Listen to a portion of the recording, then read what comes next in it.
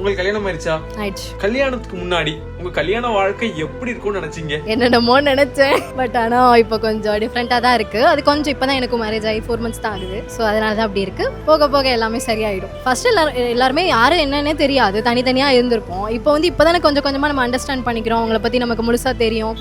கொஞ்சம் அந்த மாதிரி அப்படி இப்படின்னு இருக்க தான் செய்யும். பட் ஆனா என்ன, எப்பயுமே சண்டே ரொம்ப நாள் இழுத்துட்டு போக கூடாது. ஒரு கப்பல் அவங்க சந்தோஷமா இருக்கிறாங்களா இல்லையா அப்படிங்கறத அவங்க ஃபேஸ பார்த்து கண்டுபிடிக்கலாமா முடியாதா? முகத்தை பத்தில கண்டுபிடிக்க முடியாது. ஏன்னா வெளியே பார்க்கும்போது ஒரு மாதிரி இருப்பாங்க, உள்ளதான் தெரியும் எப்படி இருக்கும் அப்படின்னு சொல்லிட்டு. அப்பா அம்மா முன்னாடி ஒரு மாதிரியும் இருப்பாங்க, பிளஸ் உள்ள போயிட்டு சண்டை போட்டுட்டு இருப்பாங்க. ஃபேஸ் பத்தில கண்டுபிடிக்க முடியாது. இந்த கல்யாண வாழ்க்கையில நிறைய சண்டைலாம் போடுறாங்கல்ல, ஏன் இவ்வளவு சண்டை நினைக்கிறீங்க? ரெண்டு பேரும் டைம் ஸ்பெண்ட் பண்ணிக்கலாம். எப்பயுமே போனு அந்த மாதிரி இல்லாம ரெண்டு பேரும் மனசு விட்டு பேசலாம். ஆஃபீஸ் தான் போவாங்க கண்டிப்பா, இப்ப இருக்கிறதுல எல்லாருமே போறது. வீட்டுல இருக்கும்போது ரெண்டு பேரும் டைம் ஸ்பெண்ட் பண்ணிக்கலாம், வெளியே எங்கேயாச்சும் போகலாம். போனை மோஸ்ட்லி அவாய்ட் பண்ணலாம். அதான் என்னோட அட்வைஸ். சில ஆண்கள் வேலைக்கு போற பெண்களை சந்தேகப்படுவாங்க, வேலைக்கெல்லாம் போகாதுன்னு சொல்றாங்கல்ல, நீங்க எப்படி பாக்குறீங்க? அது அவங்கள பொறுத்து தான் ப்ரோ. அதுக்கெல்லாம் ட்ரஸ்ட் வேணும் கண்டிப்பா. இந்த மாதிரி யோசிச்சாங்கன்னா அதெல்லாம் அவங்களோட முட்டாள்தனம் தான் சொல்லுவேன். இதே தான் ஒய்ஃப் ஹஸ்பண்டை நம்பி அனுப்புறாங்கல்ல, அது மட்டும் எப்படி அனுப்புறாங்க? ஸோ அது மாதிரி தான் ரெண்டு பேரும் புரிஞ்சுக்கிறத வச்சு தான் இருக்குது. வீட்டுல ஒய்ஃப் தப்பே பண்ணாலும் ஹஸ்பண்ட் தான் சாரி எல்லாம் கேக்குறாங்களாமே, ஏன் அப்படி பண்றீங்க? அப்பெல்லாம் இல்ல ப்ரோ, நான்லாம் போய் சாரி கேட்பேன்.